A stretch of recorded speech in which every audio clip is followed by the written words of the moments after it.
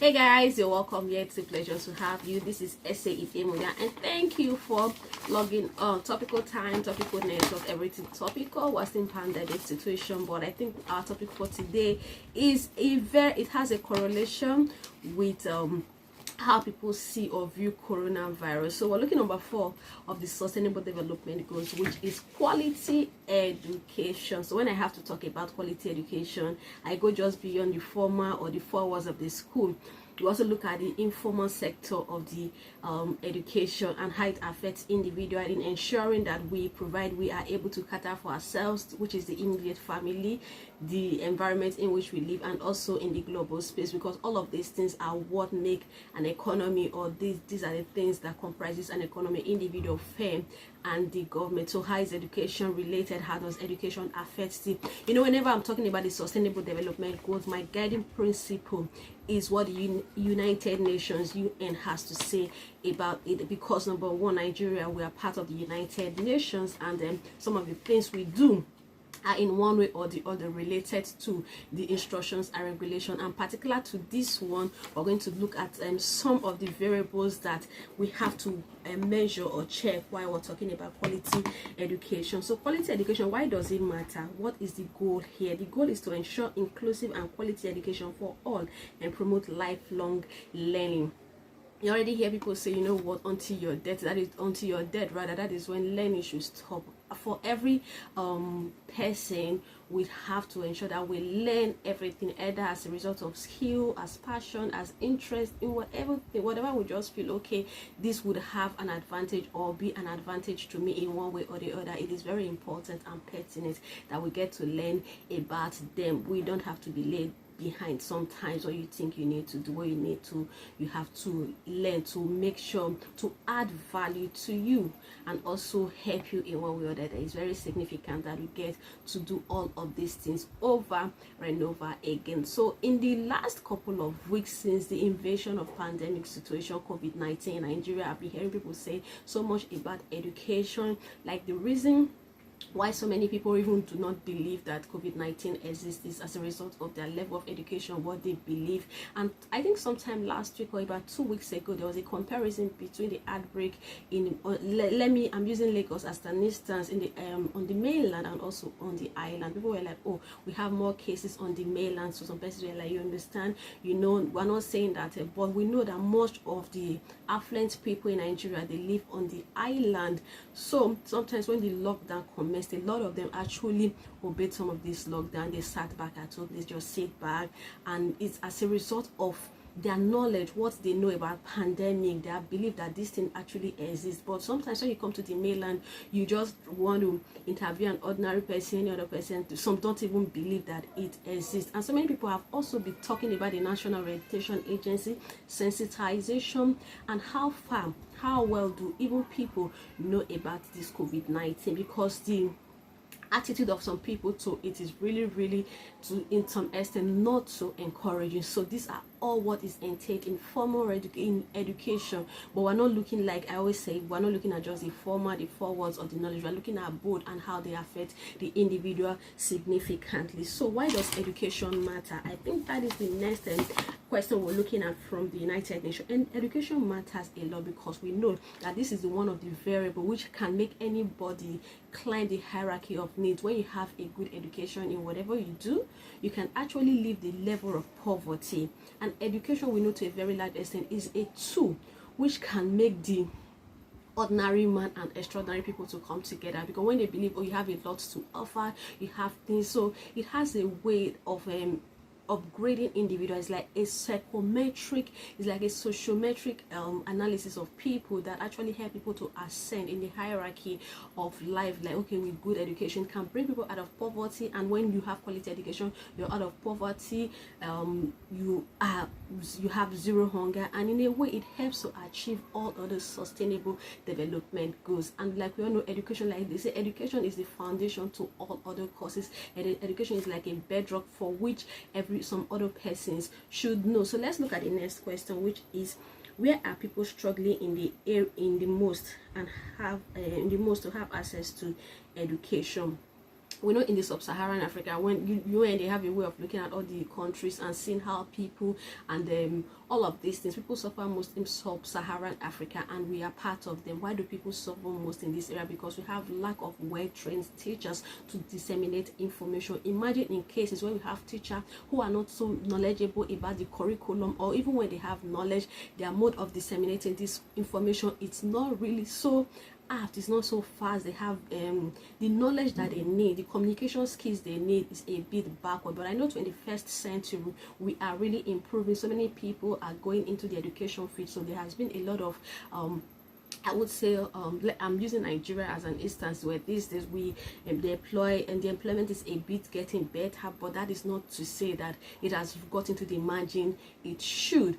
I think these are some of the reasons. The infrastructure, some of the infrastructures, good classroom, we know, okay, let me deviate a bit into the public and the private school. Government in their own way is trying, but like we already know, or like we know, it is not enough, because we have a lot of persons in the public school, that is the government school. So in cases like this, we have less infrastructures, we have, let's even say, especially when it comes to the science course, the technical courses, what we do majorly is theoretical aspect of it. The technical aspects of it, the hands-on experience, the hands-on practical is a bit very limited. But I know we are improving, we are getting better on this, but it's not to say that we have done a lot to ensure that this is limited to the very barest minimum. And like we always say, we are Africa, and we really need to do a lot on this. So the next question is, are there groups that have a more difficult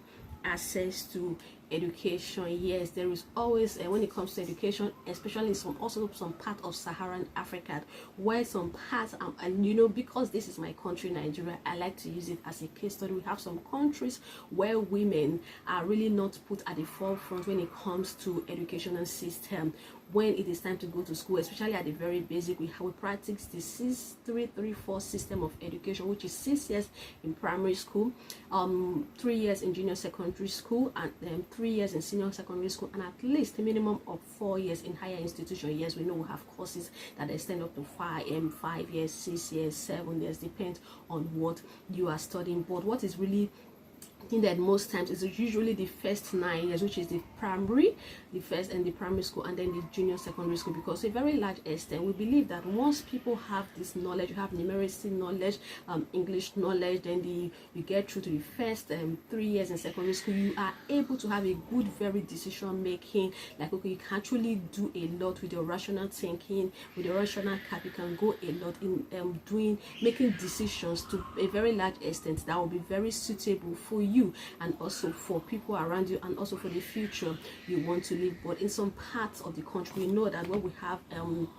so many people, we have people who have where early child marriage is encouraged, and some cases where as a result of poverty, where when you have to, there is gender inequality. Let me really put it that way. When parents have to, you understand, it's either one person go to the school, so the male folks are usually really pushed into the school, while the female are a bit laid back or set to say, you know what, you have to wait until we're able to. So some of these things, they actually happen a lot in the sub-Saharan Africa, and it's not to say it is or it's a bad idea not to let your children go to school, but sometimes all of these keys are also needed in ensuring they, even when they have to marry, they are also needed in helping them to have a good home, in helping them learn how to manage their spouse. That is why at least the first 9 years is very important. Let's say sometimes people start school at age 6 or 7, so 7 plus another 9, that is about 16 years. At least a 16-year-old girl, 17 years is very grown enough.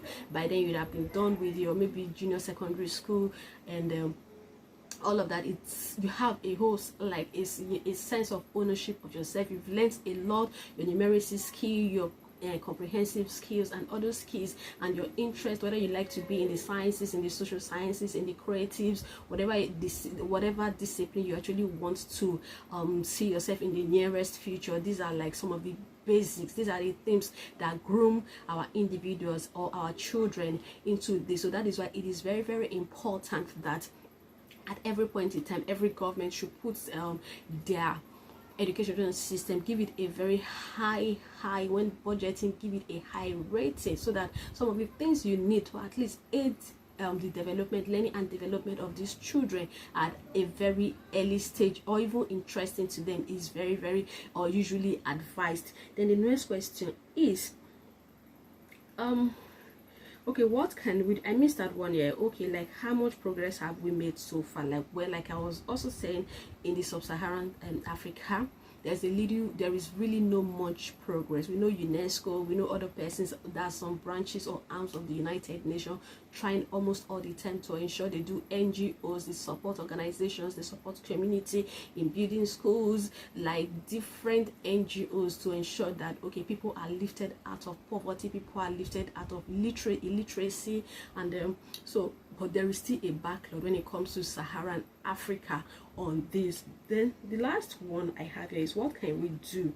We have a lot of things to do, but number one, it has to start from, like every other goal, most of these goals or objectives or meeting them has to come from the federal government, which is they should put in right policies in ensuring that this goal is made a priority, especially this education, quality education. Yes, we have education, we have education, we have education, we have quality education. To make sure quality education is a priority, first and foremost, let them create policies that will aid good teacher training, so that when the teachers are actually trained and developed very well, they would be able to disseminate information. They will have good communication skills in class. They will have, like, these things are actually very basic. There are curriculum, there are syllabus, then they have lesson notes to follow, weekly lesson notes to follow, to ensure that they actually teach subjects they are supposed to teach. So all of these things, you see, the way education is organized or is structured in a way that actually from you move from one stage to the other. When you have mastered the art of this class,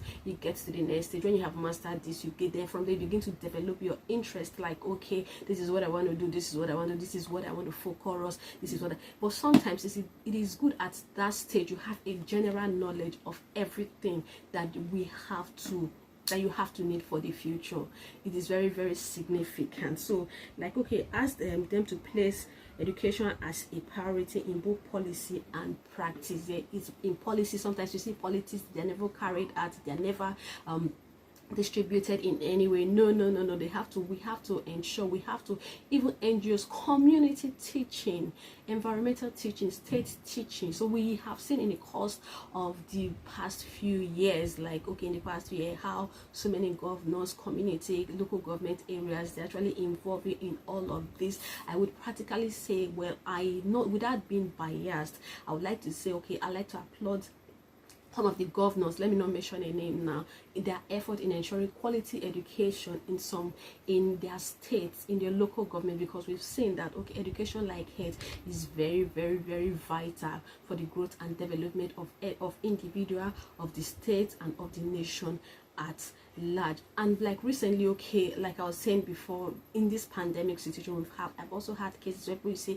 you see people are traveling, there is a lockdown, people are traveling, people are getting themselves into truck with animals to move from one place to another, and we've been told that this virus do not move in the air, it moves with people, but people are still, you see, because of the level of education they have, because of the level of awareness, because of the level of sensitization, because of the attitudes, they are just endangering themselves in and also not just themselves, and also other persons. Imagine that, hiding inside commodities, hiding into items for transportation. This is really not encouraging in any sense. So, and we have people on the highway checking all of this traffic, so we have a lot. So when you look at some of these things, especially in developing nations, we really have to look inward and say, you know what, sensitization is education sensitization, your level of awareness is very important. So many people are clamoring for, you know what, we have no food to eat, you have not this is not available.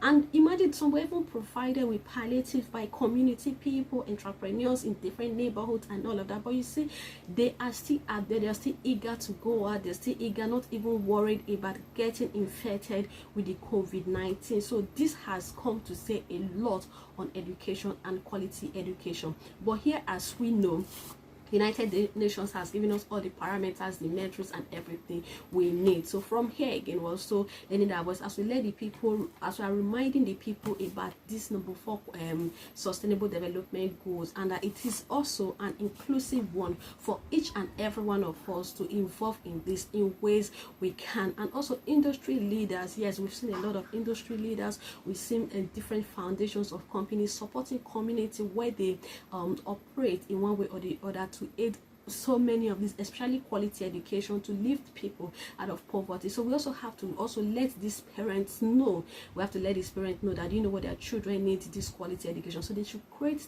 time for them to study, they should create time for them to do the very relevant thing they have to do after school, then at least schedule timetable for them. One of the things very interesting about education is this. Let's say for instance in Nigeria or even in West Africa, whatever level of education you have, or no matter the quality of education you have, there is one central or major exam at the end of the last at the end of this second 3, which is your senior secondary school. WAEC is like a general for everybody in Nigeria. You write same, but we see some of these results that those who are maybe in the city, in private school, they actually have better and good grades compared to that of those in the public school. Not almost all the time. I really don't want to generalize it, because we've also seen some persons in government school that go extra mile.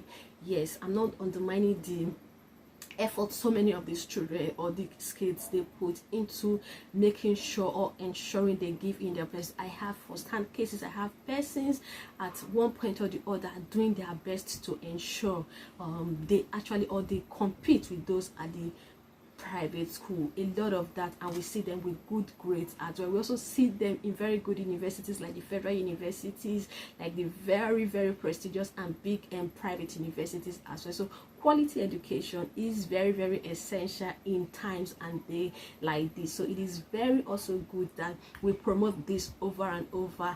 Whoever we are, whatever you are, as far as you're an adult, you have some knowledge, you have some skills, you have to also put them, let the people out there know. Then what about the informal world? We also see people doing their skills passionately, putting quality in their skills, whatever they found to do, whatever they have done, they just do it excellently. We're putting much of the passion to it. This is as a result of quality education or quality in that which they have found themselves doing. We can say that quality is very important, excellence is very important, and giving it or showcasing it to the outside world that this is what we have to offer is also very, very significant and good. So I'll drop the curtain at this place. I hope you enjoyed every bit of this video. If you do, kindly like, and if you have not subscribed to this channel, kindly do so as well. I'm Ese Idemuda, your topical guide, and it was a very, very good pleasure sharing this moment with you. Thank you for your time, and do have a very, very, very pleasant